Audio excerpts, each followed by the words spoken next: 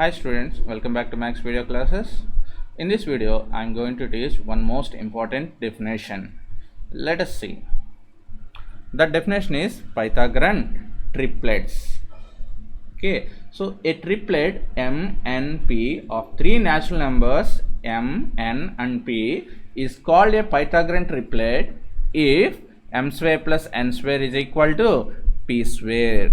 Means from the collection of natural numbers, if you take any three natural numbers, the sum of the squares of two numbers is equal to the square of the third number. The three numbers we are called Pythagorean triplets. For example, let us consider three numbers 3, 4, 5. Now observe the squares of these three numbers. 3 square, it is equal to 9. 4 square is equal to 16. 5 square is equal to 25. Now observe the perfect square numbers. The sum of these two numbers is equal to the third number or not? 9 plus 16 is equal to 25. Yes, 9 plus 16 is equal to 25, and this 9 is the square of 3 and 16 is the square of 4 and 25 is the square of 5. That means the sum of the squares of these two numbers is equal to square of the third number. If this condition is satisfied these three numbers, then that numbers we are called Pythagorean triplets. That means here 3, 4, 5 are Pythagorean triplets. Okay, triplet means three numbers. Okay, now observe one more example. Let us take three numbers 5, 12 and 13. Okay, and 5 square is equal to 25, 12 square is equal to 144 and 13 square is equal to 169, and the sum of 25 and 144 is equal to 169. Yes, it is equal to 169. That means the sum of the squares of these two numbers 5 and 12 is equal to square of the third number, means it is equal to 13 square. So these three numbers, that means 5, 12, 13, these three numbers we are called Pythagorean triplets. Okay, so actually Pythagoras, he is a great mathematician, and these three numbers are the sides of one right angle triangle. So in that right angle triangle, here we have one most important property, that is hypotenuse square is equal to side square plus side square. That means these three numbers satisfy that property. So that's why these three numbers we are called Pythagorean triplet. So that property we learn in further classes, not at further classes. Okay, but here this definition is most important. If three numbers are Pythagorean triplet if the sum of the squares of any two numbers is equal to the square of the third number. Is it clear? Now observe one more. 8, 15 and 17. 8 square, it is equal to 64, and 15 square is equal to 225, and 17 square is equal to 289. Okay, and the sum of 64 and 225, it is equal to 289. Yes, it is equal to 289. That means the square of 8 and the square of 12 and their sum is equal to square of the third number, that is 17. So these three numbers 8, 15 and 17, these three numbers we are called Pythagorean triplet. Okay, so this is the one most important definition related to squares of numbers. Okay, now we move one most important property of this Pythagorean triplet. Let's see the property. For any natural number m greater than 1, 2m, m square minus 1, m square plus 1 is a Pythagorean triplet. Let's we prove this property by taking some values of m. For example, if m is equal to 4, find out the all values of 2m, m square minus 1 and m square plus 1. So if m is equal to 4, then 2m is equal to, that means 2 into 4 is equal to 8, and m square minus 1, that is equal to 2 into, sorry, m square means 4 square minus 1 is equal to 16 minus 1, it is equal to 15, and m square plus 1 is equal to 4 square plus 1 is equal to 16 plus 1 is equal to 17. Now these three numbers are Pythagoras triplet or not? Yes, these three numbers are Pythagoras triplet. 8, 15, 17. Already we observe here 8, 15, 17. These three numbers are Pythagorean triplet.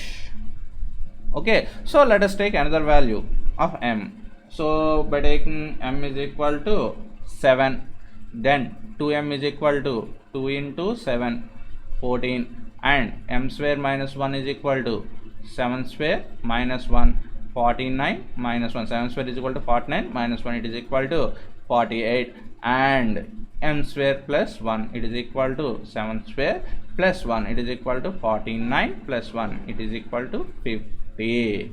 Now verify these three numbers are Pythagorean triplet or not. Okay, so to verify this, find out the squares of these three numbers. 14 square, it is equal to 196, and 48 square, it is equal to 2304, and 50 square is equal to 2500. Now observe this, the sum of these two squares, and that means 196 plus 2304, it is equal to 2500 or not? Yes, it is equal to 2500. That means 14 square plus 48 square is equal to 50 square. That means 14, 48, 50. These three numbers are Pythagorean triplet. Okay, now let us verify by taking one more m value. Let m is equal to 1. Sorry, for any natural number m greater than 1, so we don't take this one. So for example, if m is equal to 2, then 2m is equal to 2 into 2 is equal to 4, and m square minus 1 is equal to 2 square minus 1 is equal to 4 minus 1 is equal to 3, and m square plus 1 is equal to 2 square plus 1, it is equal to 4 plus 1, it is equal to 5. 3, 4, 5. Yes, these three numbers are Pythagorean triplet. Why? Because these three numbers are satisfied this condition. 3 square plus 4 square is equal to 5 square. So for any natural number m greater than 1, 2m, m square minus 1, m square plus 1 is a Pythagorean triplet. So what is the use of this property? It's very easy. When you know the one value of Pythagorean triplet, based on that we easily find out the remaining two values. For example, yes, so in one Pythagorean triplet, 6 is one number. I want the remaining two numbers. How we find it? It's very simple. Yes, equal to this 2m. So from this m is equal to 6 by 2, it is equal to 3. Now substitute this m in the remaining two values, m square minus 1 and m square plus 1. So m square minus 1. So when you replace this m by 3, then 3 square minus 1, it is equal to 3 square 9 minus 1, 8, and m square plus 1, it is equal to 3 square plus 1, it is equal to 3 square 9 plus 1, 10. Now what is the Pythagorean triplet? 6, 8, 10. One number is 6, remaining two numbers are 8 and 10. Do you have doubt? Let us check. Find out the square of 6, it is equal to 36. The square of 8 is 64 and the square of 10 is 100. So the sum of 36 and 64, it is equal to 100. So these three numbers are Pythagorean triplet. That means by using this property, if you know one number in that Pythagorean triplet, then we easily find out the remaining two numbers by equating that number any one of these three. Okay, just for our convenience, we are equating that 6 to 2m.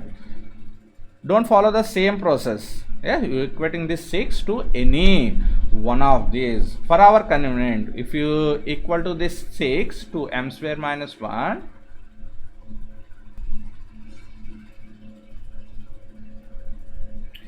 from this m square is equal to 6 plus 1, m square is equal to 7. But 7 is not a perfect square number. We cannot express that 7 as a square of any whole number. But m is a natural number. That means we cannot express this 7 as a square of any natural number. So there is no use.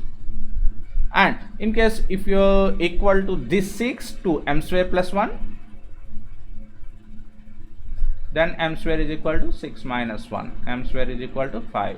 And this 5 is not a perfect square number. So we can't find out the we can't find out the m value from these two statements. So that's why here we are equating this 6 to 2m. For our convenience, yes, we equate that given number to any one of these. Okay, so let us observe the one more example. Write the Pythagorean triplet whose one number is 18. So in that Pythagorean triplet, one number is 18. I want the remaining three number. Just it's very simple. Just you equate this 18 to 2m. So from this, m is equal to 18 by 2. It is equal to 9. So m is equal to 9. Now find out these two values.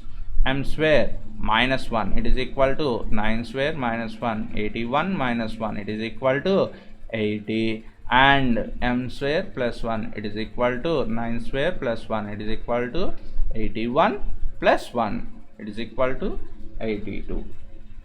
So the Pythagorean triplet is 18, 80 and 82.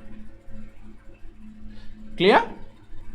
So this is the property for Pythagorean triplet. Okay, so from this property, yes, we easily find out the remaining two values when you know the one value from in the triplet. Okay, we move to the next concept in this chapter. So what is the next concept? Yes, that is square root. Already we discussed square. Now we come to the next concept in this chapter, that is square root. I'm already explained this point. Square root is inverse of square. So when you treat that square is a fundamental operation, then this square root is inverse of square. Like subtraction is inverse of addition, and this addition is inverse of subtraction. In the same way, multiplication is inverse of division, and division is inverse of multiplication.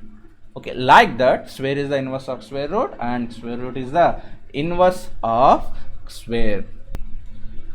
So how to define the square? For example, if you take any natural number 4, how to define the square of this number? That means 4 square is equal to 16. Now this 16 is square of 4. Like 3 square is equal to 9. 12 square is equal to 144. So 16, 9, 144. These three numbers are squares of 4, 3, 12 respectively. And this square root is inverse of square na. So here 16, 9, 144, these three numbers are squares of these three numbers. We are calling like that. Now let's observe the inverse. We are called 16 is the square of 4, 9 is the square of 3 and 144 is the square of 12. We are moving like this. These numbers we are called the squares of these numbers. Now we move inverse. That means in 4 square is equal to 16. This 4 we are called the square root of 16. So 4 is called square root of 16. So in this statement 16 is called square of 4. Now we are defined square root. Okay, so we go to the reverse process. So 4 is called the square root of 16. Like that, in 3 square is equal to 9. 9 is the square of 3 na. Now 3 is called square root of 9. Now in 12 square is equal to 144. 144 we are called square of 12 na. Now we change it. 12 is called square root of 144. It is very simple. For every addition statement we prepare two subtraction statements. For every multiplication statement we prepare two division statements. Like for example, if you are take 4 plus 3 is equal to 7, this is the addition statement. From this addition statement we prepare two subtraction statements. How? 7 minus 4 is equal to 3, 1, and 7 minus 3 is equal to 4. This is the another subtraction statement. Okay, and the same way from every multiplication statement we prepare two division statements. For example, 4 into 3 it is equal to 12 na. Now we express that 12 divided by 4 is equal to 3. One division statement, and 12 divided by 3 is equal to 4. This is the another statement. Why? Because here the subtraction is inverse of addition and this division is inverse of multiplication, and this multiplication is a repeated addition. That means out of the 4 fundamental operations, addition, subtraction, multiplication, division, these 3 operations are completely depend on addition. So when you know the addition, then indirectly we easily complete subtraction, multiplication and division. Why? Because multiplication is the repeated addition and subtraction is inverse of addition and this division is inverse of multiplication. So like that, here we have one inverse of square. That inverse we are called square root. So in these statements, 4 square is equal to 16, 3 square is equal to 9, 12 square is equal to 144. In these 3 statements, 16, 9, 144, these 3 numbers we are called the squares of 4, 3, 12 respectively. Now I am writing inverse statements. Okay, now these 4, 3, 12 are called square roots of 16, 9, 144 respectively. Okay, and we symbolically denote the square root like this. Root 16 is equal to 4. Root 9 is equal to 3. Root 144 is equal to 12. So this is the symbolic denotation for square root of a natural number, and we find the square roots only perfect square numbers. Why? Because it's very simple. Only we can express that perfect square numbers as the square of some natural numbers. So that's why we find the square roots of perfect square numbers only. So in further classes we find the square roots of all type of numbers, that is a secondary, but in 8th class standard we find the square roots of perfect square numbers. Why? Because these square roots comes from square. So when you are discuss square root of a natural number, before that natural number we express the square of any another number. So that's why if you find the square root of any natural number, first that natural number is square of another natural number, then we can easily find out the square root of that natural number. For example, here I am taken 49. Now I want the square root of 49. Root 49, it is equal to, yes, 49. How to express this? 49 is a perfect square number and it is square of 7. So root 49 is equal to 7. Okay, in the same way, root 100, it is equal to, yes, 10. Why? Because 100 we can express as square of 10. And the same way, if you are take root of 121, this 121 is a perfect square number, it is a square of 11. So root 121 is equal to 11. I think here you have a small doubt. What is that? So what is the doubt?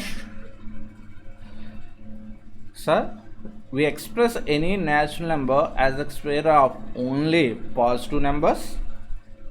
We can't express that natural number as the square of negative numbers. I think you have this doubt. Yes, we can express natural numbers as a square of negative numbers also. But from the definition of square, we are taking only natural numbers, but the negative numbers are not natural numbers. So that's why in this case we are not consider that. Actually, yes, we can express this 49 as 7 square or minus 7 square. Minus 7 into minus 7, it is equal to plus 49. Na?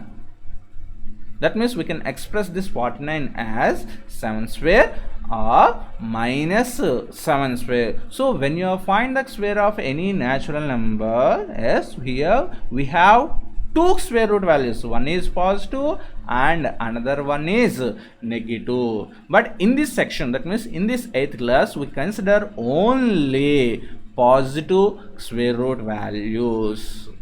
Is it clear? So in 8th class, yes, we consider only positive square root values. When you go to the further classes, then we take the negative square root values also. But according to the definition of square root in this standard, we take only natural numbers. Here 49, we can express the square of one natural number, that is 7. Minus 7 we can express like this also. 49 we can express minus 7 square, minus 7 square, but this minus 7 is not a natural number. So that's why here we are not consider this point. In further classes we take the negative square root also. Okay, so in this section we take only positive square root values. That means we find the square of any real number. We find the square of any real number, not only the rational number, not only whole numbers, not only rational numbers, not only rational numbers. We can find the square of any real number. So there is a square root value for every real number. Okay, but in 8th class standard we consider only natural numbers. Okay, I hope you understood how to find the square root, how to define the square root of a natural number. Is it clear? So for example, when you take one more number, that is 225, its square root is, yes, it is 15. Why? Because this 225 is the square of 15. So square root of 225 is equal to 15. Okay, so this is the introduction of square root. Now let's see the mathematical definition. Square root, the square root of a number a is that number which when multiplied by itself gives a as the product. The square root of a number a is that number which when multiplied by itself gives a as the product. For example, see, if b is the square root of a, then if you multiply that b itself gives a, or we can express that b square is equal to a. That means a is the perfect square number and we can express this a as square of b na. So this b is the square root of a and it is denoted by like this. We denote square root of a number a by root a. So it follows from this that So if b square is equal to a, then b is equal to root of a. If b is equal to root of a, then b square is equal to a. Okay, if b square is equal to a, then b is equal to root a. If b is equal to root a, then b square is equal to a. That means, for example, root x is equal to y. Means x is equal to y square. Root x is equal to y means the square root of x is y. That means we can express this x as the square of y. That means x is equal to y square. In the same way, if m is equal to n square, then n is equal to root m. That means here m is the square of n. So n is called the square root of m. Okay, so b is the square root of a if and only if a is the square of b. B is the square root of a if and only if a is the square of b. This is the symbol for if and only. If and only if. Okay, now let's see some examples.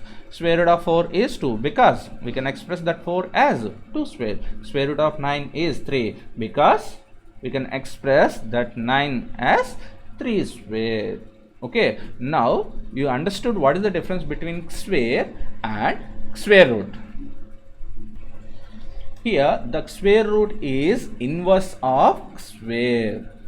Okay, that means we are defined the square root of a natural number from the square of a natural number. Okay, so if you have any doubts on this concept, yes, you please ask in Google Meet. Thank you for watching. Bye.